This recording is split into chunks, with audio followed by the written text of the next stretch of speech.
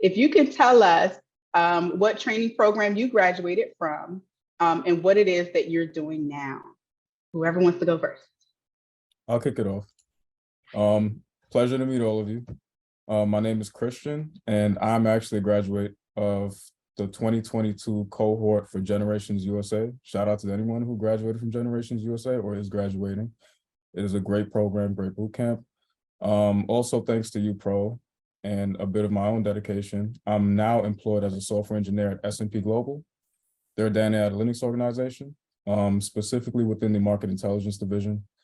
A little bit about me, just to be a little more personable. In my spare time, I love working out. And recently, because of this opportunity, I started a new business venture. Thank you. Yay, thank you, Kriston. No problem. Who's next? I'll go next. Go, Jackson. Good morning, everyone. My name is Jackson. I am an alumni of Europe of the year of 2021. So this is literally during the pandemic. Everybody was in their homes. So doing this remotely was a challenge in the beginning, but we got comfortable to work together. I did an internship at Snapchat, which was amazing.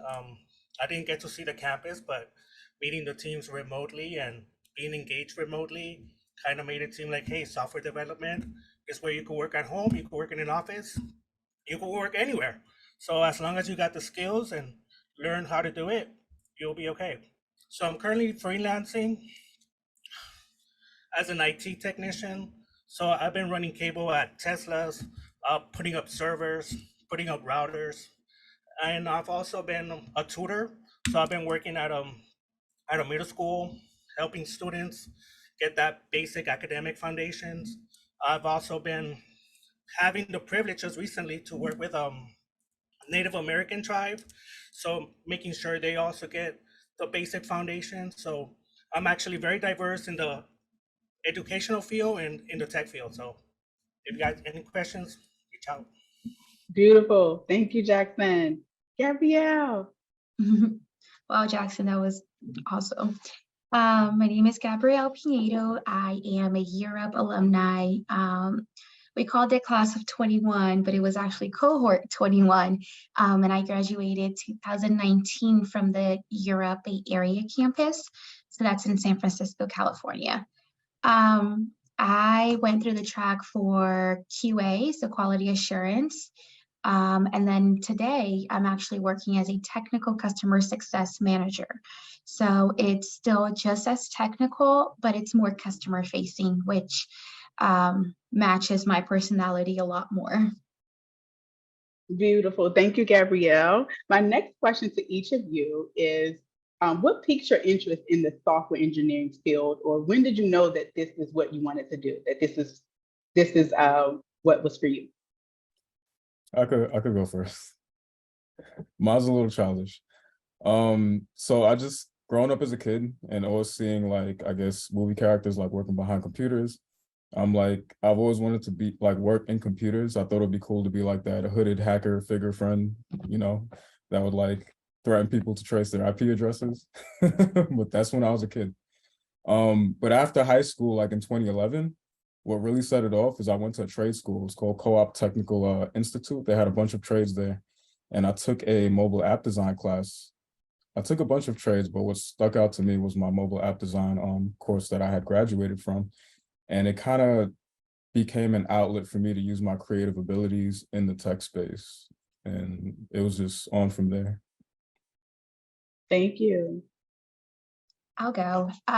So when I joined Year Up, I was going through a very early midlife crisis of not knowing what I was going to do with my life, going through college, but I'm actually a first generation immigrant here. So my parents don't really speak English. I don't have anyone in the family that's ever gone through the educational system here. So it was really tough for me to go through that route. I remember just taking so many college classes, and it ended up having nothing to do with the major that I was going to do. So I wasted a lot of time. And I met a friend that had just gone through Year Up, and I saw his life completely change. So when I came into Europe, it was kind of like, okay, this is my one shot at, doing something with my life. But when I came in, I wanted to do program management. I figured that it was the best fit for me. But as I went through the first 7 weeks, I think it's changed a little bit, but when I was in the program, our first 7 weeks was everyone just doing the same thing. And then we got to choose our track. And I ended up choosing quality assurance because it was the most challenging choice. And I figured if I'm going to challenge myself and if I'm going to learn coding and testing, this is the one chance that I have. I know that I won't do it outside of here. So that's really when it piqued my interest of, you know what, this is my one time to do it. Let's just go for it. And Valeria, yes, I am Brazilian. Awesome. I had track. A little bit of feedback there. Okay. Thank you, Gabrielle. Awesome. Jackson, when did you know the software engineering field or world was for you and what you wanted to do? Well, I first learned how to code using a social media platform, which is outdated today. It's called MySpace. I used to make my profile look pretty neat and pretty nice, that I had all my friends coming up to me trying to get their page looking as nice as mine. But it was more of a hobby. I never really thought of it as a career. But 2023, everything has code. Even our fridge, our microwaves, our cars are going to have code. So after earning a bachelor's degree, I read an article like there was going to be a high demand for software developers. So that semester, I took a Python course and I just loved it. Just a simple script, ATM machine that had a lot of bugs, right? But I enjoyed it. It's something that I found my passion, and I knew this is the career I wanted to go with. I think we all resonated with the MySpace piece, MySpace, Black Planet. Yeah, we all felt like coders and hackers and all that. Awesome. And we didn't even know it. Right, Yeah. exactly. Okay, so who wants to take this next question? We're here to talk about software engineering, but let's all get clear on what is software engineering. Would one of you want to answer this?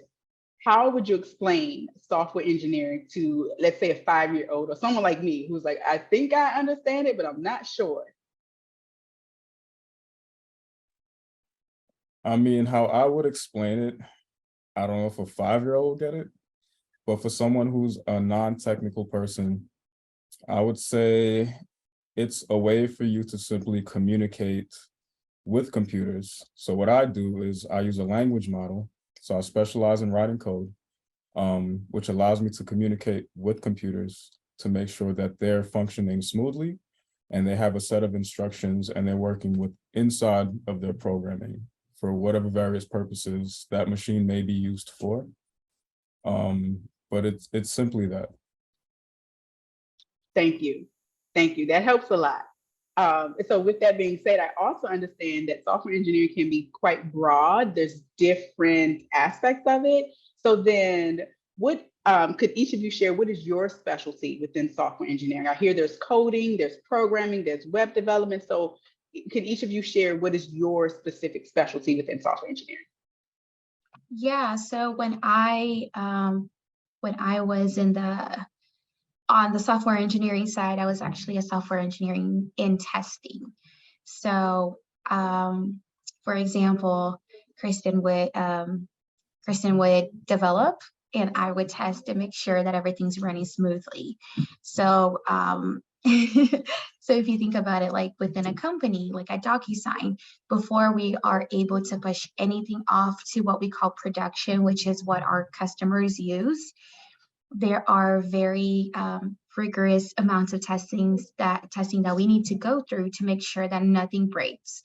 And sometimes that's not necessarily one engineer's fault. It's that we have so many different engineers developing that sometimes when all of the code gets together, one doesn't like the other. So the testing is just to make sure that everything runs smoothly before a customer touches it. Well said. Thank you, Gabrielle.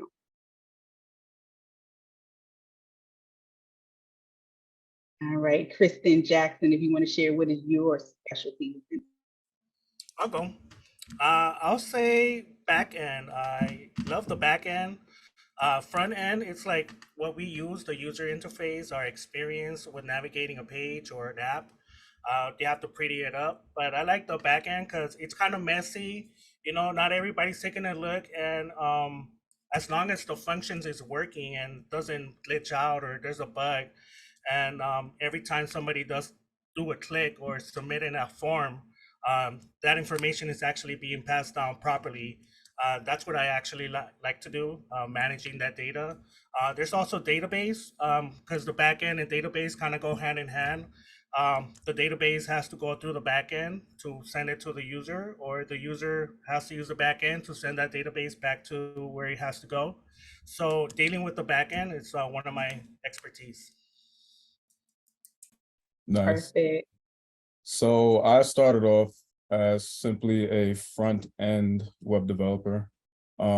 S&P has grown me to be a full stack developer, which means I now know a little bit of back-end as well. So what I basically do, I like to think of myself as like a customer service representative / technician. So I'm listening and trying to understand the needs of my customer or the user. And what I do is design efficient solutions to make sure, you know, all their wishes are granted, quote unquote. So we also do a bit of like designing on the front end, just to make sure everything is, I guess, verbatim, given the Figma file that we receive, you know. After we pretty everything up, just like Cortez says, we send it off to quality assurance. That would be Gabrielle. And they'll run test cases on it and make sure everything is functioning properly. And then they send it off to the consumer. I think that's amazing how we have just about I guess the full cycle. I'm saying that right here. Yeah. Okay. We're gonna put together our own little software development company over here. Awesome. Okay, so then I have another question for you, but I also want to talk to the attendees. We want this to be as engaging for you all as well. So if you have questions for the panelists, we absolutely will be taking questions. So definitely get some questions ready. In the meantime, I want to ask you, and this may be for one of you or each of you, what would you say are the top maybe 3 or so skills needed for someone to get into software engineering? Or that's like required, that they must know? Okay, I could tackle this one. Soft skills, if it's 3, the most important ones I would definitely say are communication. You're going to be working with team, you're going to be working with different divisions, customers. You want to over communicate, you know, you don't want anything left unsaid. That's very important. You also want problem solving skills, because this is the realm of problems. That's all you're going to face on a day-to-day basis.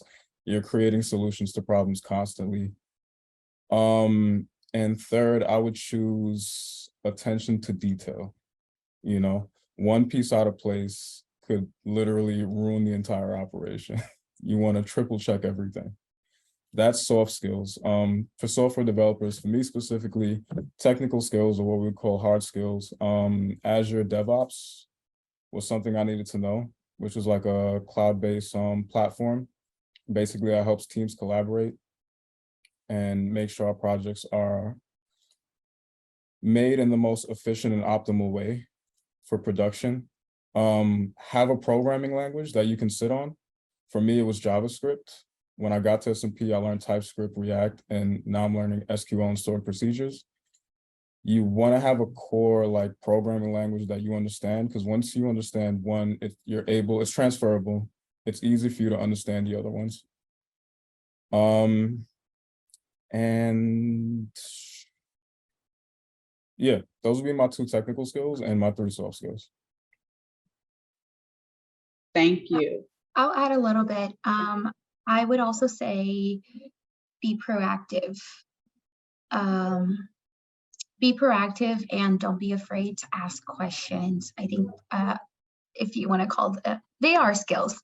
I remember that one thing that when I did my internship, they always talked to me, they always mentioned to me was like, oh, you're not afraid to ask questions. And I mean, like, I know they say there's no such thing as dumb questions, and that's true, but there's definitely a way to ask the question. So like make sure that you read everything that they said to you, or you're taking notes and that you're not asking questions that was clearly there, like the answer was clearly there. But I have never had a coworker or a manager not appreciate the fact that I ask clarifying questions. So I know a lot of us are scared to do it, but it's always a good thing to ask clarifying questions. And then on the hard skills, I would say that learn about APIs as well. I've actually had to do a lot more with APIs than I thought I would. And when I got this job that I have right now, I actually had to learn APIs in a weekend. So I went to YouTube because I had to do a technical assessment and it was strictly on APIs. And I went to YouTube and I searched API crash course. And you would be surprised at how many YouTube videos, like 5-hour long videos, you can go through and actually learn so much that will prepare you at least to go through, you know, like a mini interview. So look through crash courses as well, because they're very intense courses, but in short amount of time that you can learn a lot. Thank you, Gabrielle. And shameless plug here. If you are a graduate or an alum of any one of our training provider programs, and you have access to upskilling, so if you are in need of taking any crash courses or learning a new skill or learning what API is, because I have no idea what that is, then you have access to a few of our upskilling platforms where you can take advantage of those. So I just wanted to plug that in. Okay, even better. Yes, thank you, Gabrielle. Thank you. Awesome. Okay, so I'm going to check in. Does anyone have any questions for the panelists? If you do, feel free to raise your hand or you can put it in the chat. If you have any questions, we are taking questions from you all as well. Oh, thank you. So what Andre just put in the chat, thank you. What my colleague Andre just put in the chat is the link to register. If you want access to any of those platforms to take any courses, absolutely feel free to register. Thank you, Andre. All righty. So in the meantime, wait, there is a question. Pamela, great question. That my team may be able to help you with that question. The panelists, they might speak more so to the software stuff, the technical stuff. But our team can help you with that question. Thank you, Pamela. Yes, awesome, awesome. Yes, somebody else wants to sign up. Awesome. See what you did, Gabrielle? You got people signing up. Thank you. Awesome. Okay. So the next question that I have for you all, what are you most proud? What's your proudest accomplishment in your career or your journey so far? What are you most proud of so far? I'll kick this off. I'll say I'm proud of completing the YUPRO program. I feel like applying to these jobs for software development, just the fact that I have Snapchat on my resume just brings a lot of attention to me, and people want to get to know me more and get to see what my skills are. So the fact that I even had the privilege to do the YUPRO, because I actually got rejected the first time. I got an email getting that rejection letter. And something that I learned a long time ago is as long as it's not an automated process, at least go and say thank you, even if you get rejected. So I ended up saying, hey, thank you for at least taking a look at my qualities and my resume. And unfortunately, I wasn't able to make it. But if there's an opening next time, please let me know. And the person got back to me. Her name was Melissa. And she said, hey, I saw your resume and it looks like you are a good fit. So we are actually going to let you come in. So the fact that I was rejected and I got back in just because I said thank you for rejection, which is hard, right? Because rejection sucks. But the fact that I still said, hey, thank you for at least taking a look at this, it opened a lot of doors. So even though I'm still applying for software development, I haven't got my foot in there. Even if it's a rejection letter, I still say thank you. As long as it's not a no reply, right? Because sometimes it's just an automated process. But if there is a person behind there, just know that they might end up changing their mind. Love that. Thank you. Yes. And you all know, you all have been through it. These programs can be intense. They're hard to get into. Absolutely. Yes. Thank you. And that actually, I didn't want to, Taisha, I see your question. Taisha has a question for you all. Do you need a degree to be an engineer? Absolutely not. I personally can attest to this. I don't have a degree, and here I am full time. Same. So when I came in with through my internship, no one asked. I got hired as a contractor for a year. No one asked. Got converted as full time. No one asked. When I transitioned to a whole different department within the company, I thought, okay, this is the time that they're going to ask me for a degree. And my job description actually said that a degree was required and like 4+ years in the role, and I had none. So no, it's not required. Now, if you're thinking of like maybe like going out into management or, moving up, there are certain roles that people still will look for the degree. So I'm eventually going back and getting my degree eventually. But no, short answer is no, it's not required. I would also like to add on to that. I would never say don't get a degree, because it is beneficial. Like if you will be a software developer and then you actually get a computer science degree, it'll help you with like understanding things like computer architecture and software systems. It is beneficial to you, but it is not required in any way for you to actually get a position, but it will benefit you in the long run. My company actually covers college tuition, so I'm also going back. Beautiful. Thank you. There's some more questions coming. Number one, Kendra, I hope I'm saying your name right. Kendra asks, are you all open to connecting on LinkedIn? I'll put my LinkedIn in the chat. Absolutely. We will make sure that before this session is over, that if they can put their links in the chat so you all can connect, that would be amazing. And then let's see, we got some more questions. I think these two questions are kind of similar, so I'll ask them both. Let's see. Pamela says, how do I get noticed if I only have academic and personal experience, but no hands-on experience? Then the question from Stanley is, how long did it take you guys to get that first tech job, and what was the process like? You guys can answer that separately, or if you feel like they're kind of similar, then let me know who wants to tackle that. I could do Pamela's own, because I was in that position at one point as soon as I got out of the boot camp. So I had academic and personal experience, no hands-on experience. Obviously, I was looking for my first job. The best thing you could do is what YUPRO tell you, fix your resume, make a cover letter, update your LinkedIn.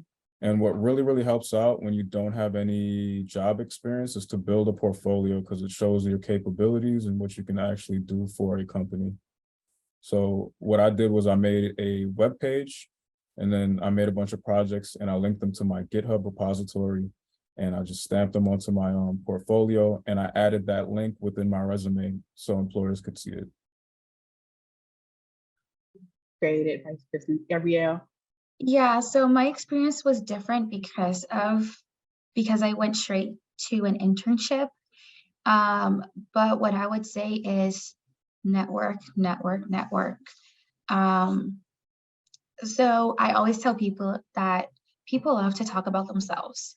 So even if you reach out to someone and say like, hey, would you be able, can we set up some time just so I could hear about your role and what you do? People love to talk about themselves. So they will definitely be willing to sit with you, drink some coffee and talk about what they do. But in that time, that's when you build that personal relationship. And then towards the end, you can say like, oh, wow, that's very interesting. I would love to, get into something like that. Or maybe is there somebody else you can point me to that can tell me a little bit more about what they do and how I can get into that role. And then once you start building that network and start building that personal relationship, people will start thinking of you. Like I had people reach out to me and say like, hey, we're hiring at my company. Do you want the job description? What do you think? Do you want to apply? just because of that personal relationship that you build. So I would definitely spend a lot of time and invest in that. And yes to the coffee chat and networking, getting to know people, absolutely. And I think also something that Kriston said as well, as far as like the project, I've seen some of you guys GitHub technical stuff, and it looks amazing. I'm super impressed. So you guys definitely know what you're doing there for sure. Let's see, taking some more questions. Let's see, Inaj asked, what type of projects did you do to get noticed by potential employers? If anyone wants to start talking about the project. So a few of my projects actually came from me going through the boot camp. We did like a to-do app. We made like a landing page for a website, things like that. I don't think it has to be anything too technical, but something that's simple that shows that you understand the fundamentals. I would add depends on what role you're looking at, right? So if you're looking for a front end role, something that's very well designed. If you're looking for a back end role, try to see if you could create an API connecting to a database. I also want to emphasize what Gabrielle said regarding networking. It is very important to network. Majority of the jobs you tend to get based on who you know, because it is a very competitive role, and you kind of have to stand out. So if you could get to know somebody, that's even better. Thank you. Yes. Can I add on to that? Sorry. Yeah, go ahead. So what Jackson said about knowing what role you want to apply for, I think that's very important because you can actually tailor your resume to fit that job description. So a lot of times people think that like, oh, well, I don't have the transferable skills for that. Yes, you do. You just have to frame it in the way to show that you have that. I mean, come on, we all had MySpace. We all have coded sometime in our life. So if you can frame it in a way that shows that you have coded before, like you have that skill. So yes, it's very important to know what role or what type of role you're applying for, and then try to do like frame your LinkedIn for that, your resume, and then try to create and make some projects that fit that role. Let me go update my resume and add coding on there with MySpace, because yeah. Let's see, another question. From Condra, I know that many positions require you to know specific languages, but languages do you recommend us learning? I think she's saying, what languages do you recommend us learning for general knowledge?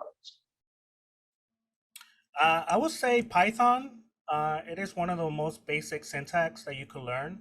So if you could learn Python, you could later on learn anything else. It's just a syntax. So programming languages like Java, they use like brackets. But the fact that if you have Python, you get to learn how to at least format and structure your code better, right? Because one space with coding, right? One space can break your whole code. So the fact that Python wants you to line up your code a certain way, you're already getting that familiarity of how to structure your code. Thank you, Jackson.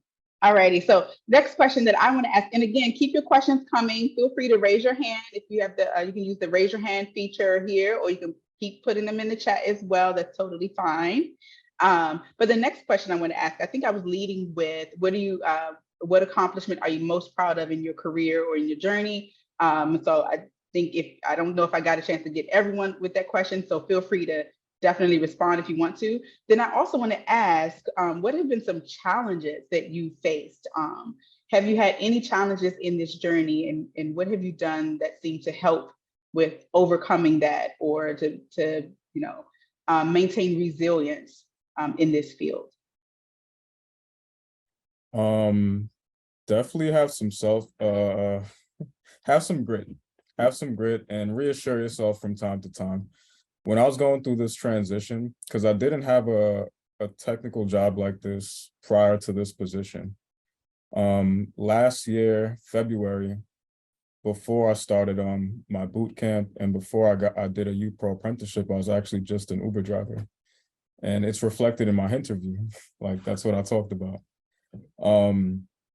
So while I was going through the boot camp and I was learning things, it felt good. I was like, I could do this, I could do this. And then I graduated and I started applying for jobs and I'm like, am I cut out for this? You know, am I good enough? Like, am I a beginner? Am I intermediate? And then I got a response or a call back from YUPRO. I believe it was somewhere around winter time, like autumn, winter, from Kelsey. And that kind of boosted me up again. I'm like, okay, you know, things are like moving along. Now I have an opportunity. And then when I started my apprenticeship and they started giving me work, I was doubting myself. I hadn't, you know, what do you call it? What is it called? Something syndrome. Imposter syndrome. Imposter, yeah. Syndrome. There we go. I had imposter syndrome. I'm like, I'm not a real developer. And then my manager was just like, calm down, take it one step at a time. Baby steps, learn piece by piece. And one thing I had to learn is they're not requiring you to be an expert and to remember everything that you learned. You want to just get good at finding how to get to solutions and doing research. And that's when my thinking process completely changed. And then I'm like, all right, I can do this. So definitely reassure yourself and take baby steps. Don't flood yourself with too much at once. Thank you. Thank you. Anyone else want to share any accomplishments that they're proud of or any challenges that they've overcome? I mean, I think that just going through any of these programs is something to be proud of. It's definitely not easy. It's not easy to finish it. It's not easy to be able to do it well. It's not easy to be able to do go through it and still have a life, still have to do other things. A lot of people still have to work while doing it. So it's definitely something to, feel very proud of. I would just say that, and I guess just to echo a little bit of what Kriston just said, is just remind yourself that you are worth it and you are where you are because you put yourself there. When I started at my company, it was, I guess I would kind of just look at everyone around me and oh, well, they went to college, they did this, they did that, they have experience, I don't. And it was really just in my head. And not once did anyone make me feel that way. And I mean, I'm so glad that that's the way it happened because I know that other people have different experiences, but I made myself feel that way. And I had to pull myself back in and say hey, no, you're here because you earned the spot.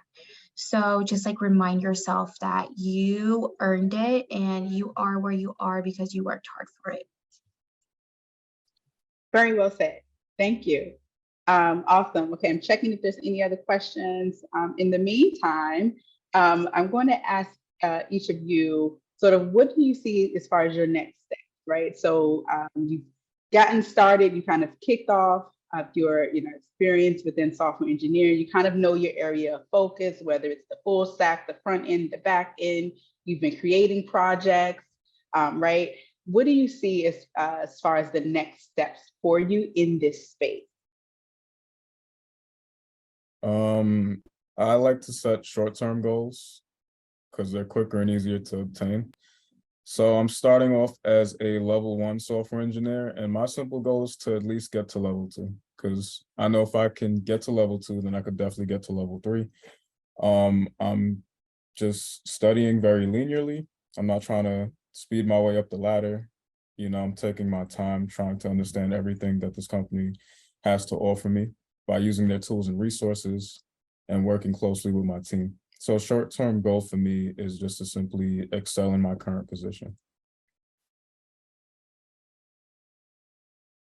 Thank you. I think Jackson, you were ready to go too.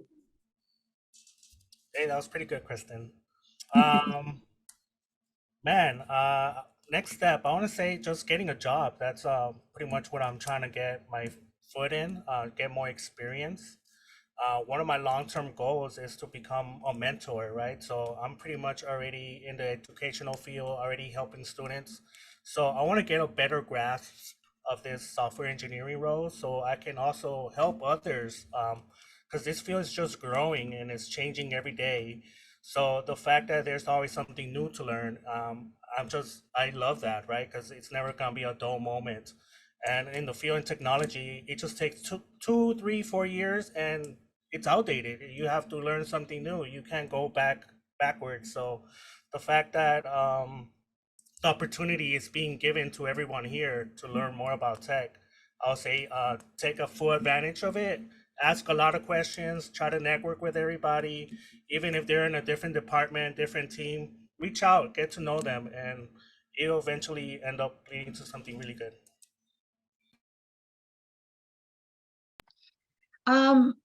I really want to go back to school. I've definitely been procrastinating a lot on that. I was prioritizing taking like internal courses at DocuSign. But I feel like I'm finally in the spot where like I feel like I'm really stable at my job where I can actually challenge myself and go back to school. So that's my short and long-term goal. Short-term goal is get through one class. Long-term goal is finish school. Thank you. Yes. And I just want to personally share that I am proud of each and every one of you. I am super proud of your progress, your journey, and where you are now. Absolutely love it. And I'm going to ask you guys to close us out. I think we're wrapping up. Again, we still are taking questions. We're reaching the space now where we're opening up for questions from you all. If you have questions for the panelists, feel free to raise your hands. And then what I wanted to close out with too is if you have anything to panelists, if you have anything that you wanted to share with those in the audience now, as far as like what they can do to help, get themselves kicked off in their career, getting started in software engineering and making the best of it. I just want to say before I forget, if you're going to try to add any of us on LinkedIn, if you could just send a message and say that this is why you're adding us, just so we know that it's you and that we should add you. Yep. Thank you, Gabrielle. Yep. And then I see a hand from Ayana. Ayana Williams has her hand. Yes. So I have two questions. The first question is, what do you do to keep your skills current? Aside from watching YouTube videos, like Gabrielle said, and doing different programs like YUPRO offers, the IBM and the Google Grow with Google courses. And my second question is, what's your advice? What advice could you provide to us if so I'm currently still in internship. I'm about to finish my internship. But for those who want to apply to jobs, everybody has different experiences. I understand it varies per role. Some people usually reach out to recruiters and then they kind of rely on the recruiters to help them apply to jobs. Others just do it on their own. What has worked out for some of you, for those who didn't go straight into a job directly after internship? I can take the second one. So when I was in internship, we had 6-month-long internships. Starting my 4th month or so, I had one-on-ones with my manager every week, and I made it a point to always have it on my agenda to talk about my resume. And really the point of the resume talk was, I would let him know that like I would love to continue here. I would love to still be a part of the company. I would love to get hired here. I like the job, but I understand that sometimes we just don't have headcount. We don't have money. We don't have, there's so many reasons why I might not be hired. If that is the case, can you please just help me be ready to interview somewhere else or to apply somewhere else? So we would just talk about my resume and like how I can rewrite my resume and how I can apply to different jobs. And it wasn't until like the last week of my internship that I knew that I was going to get hired. So I would just start applying to everything. I applied everywhere. I got some calls from recruiters, other recruiters never even replied to me. But I just apply everywhere and then reach out to my network, which at the time was still very small. But I reached out to my network and even within the company while I was internship and asking like, hey, like if I don't get this job, is there anyone you can point me to that might be able to help me find a job? So your intern manager can be a great resource, and then your network within the company, that's a great resource too. But just even like everyone here, or like even us, if you want to reach out to any of us and say like, this is my resume, this is what I'm looking for, do you know anyone that could possibly help me out? So don't be afraid to reach out. Thank you, Gabrielle. I like your question where you asked how to keep your coding skills current, because they're constantly having patches and things that are always being updated and modified. I actually asked my manager about this a while back when I was struggling with it as well. And what he told me is whenever you're coding, I'm not sure your specific goal, but whatever language model you're learning, just understand that 20% of that is studying, 70% is application, and 10% is explanation. And which part of this really keeps you up to date is the application part. As long as you're in the space creating, and you'll know when things go wrong, you'll be constantly correcting it. And just off of that alone, you'll seek to find the most recent material, I guess. And that should keep your skills like well seasoned and oiled, so to say. Thank you. I really like that percentage breakdown. I think I'm going to keep that. That really stuck with me. Thank you for sharing that. So again, we are in a space now where we are answering your questions. So feel free to raise your hand. We have about 10 minutes remaining. But again, Jackson, Kriston, and Gabrielle, they did put their LinkedIn in the chat. Feel free to connect with them as well. This can also help you build your network and tap in with them to learn more about what they're doing on their journey. And also, if any of it inspires you and assists you along the way, please feel free to stay in contact with them as well. We are still answering any questions you may have, so raise your hand. Otherwise, I think I was asking each of you, Kriston, Jackson, and Gabrielle, if there was anything that you wanted to share and kind of let the attendees part with from today's session. There was a good question that was in the chat that they asked, what are some new technologies that we recommend for you guys to learn? I would say learn ChatGPT. I think it's going to be about very competitive.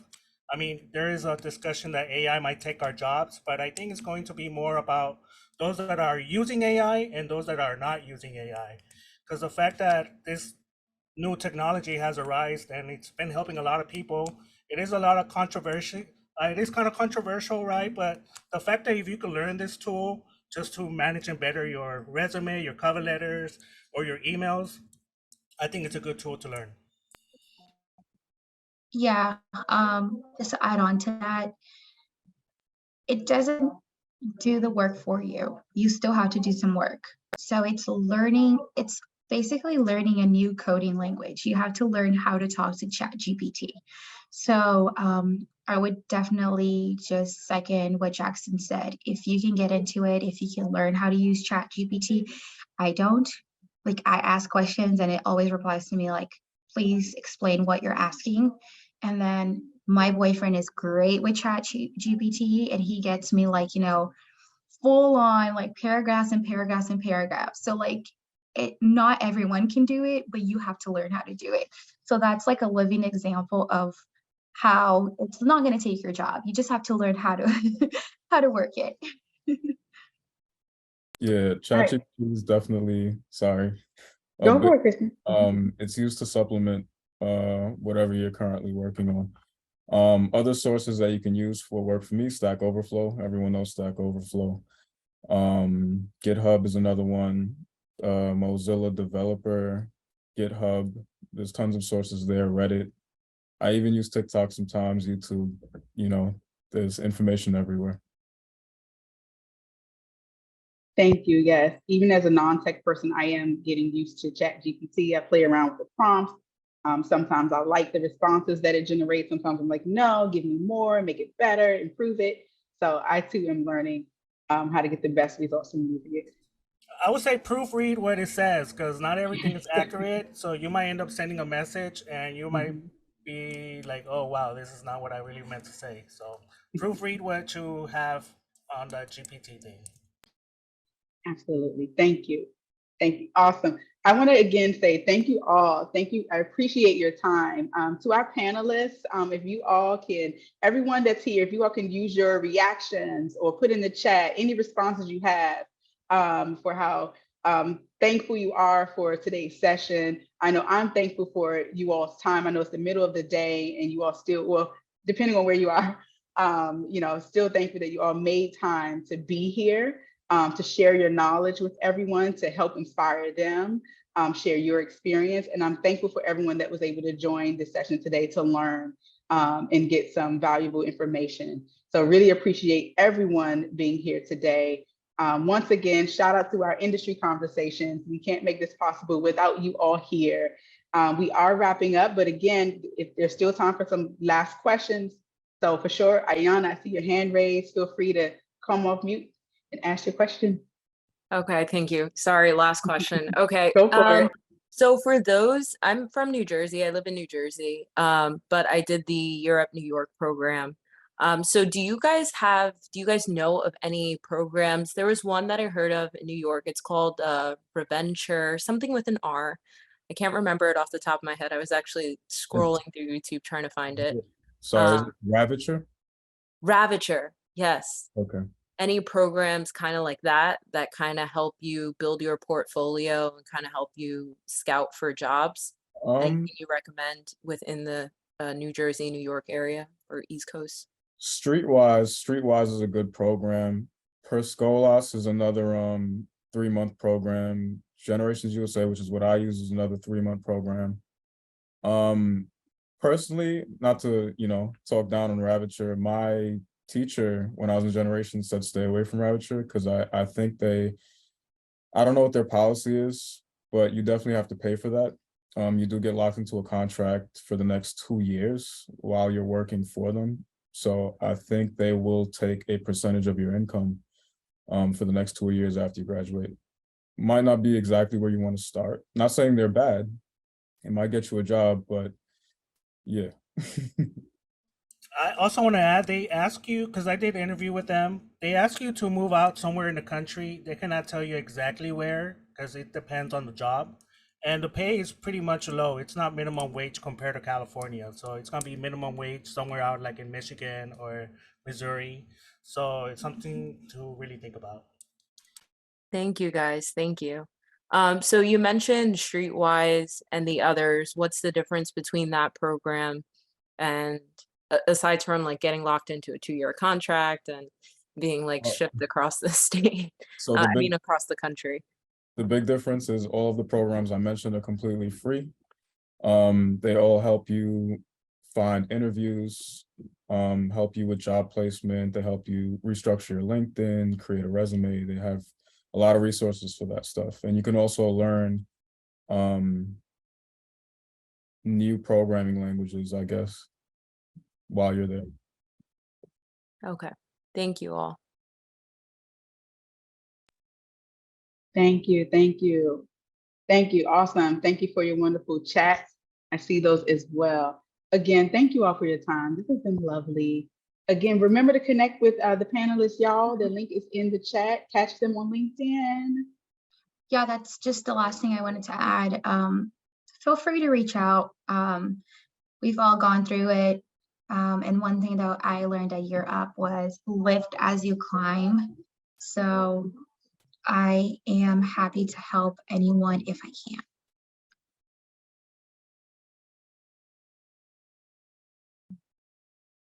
Awesome. Thank you all. Have a wonderful afternoon. Have a wonderful day. Thanks, everyone.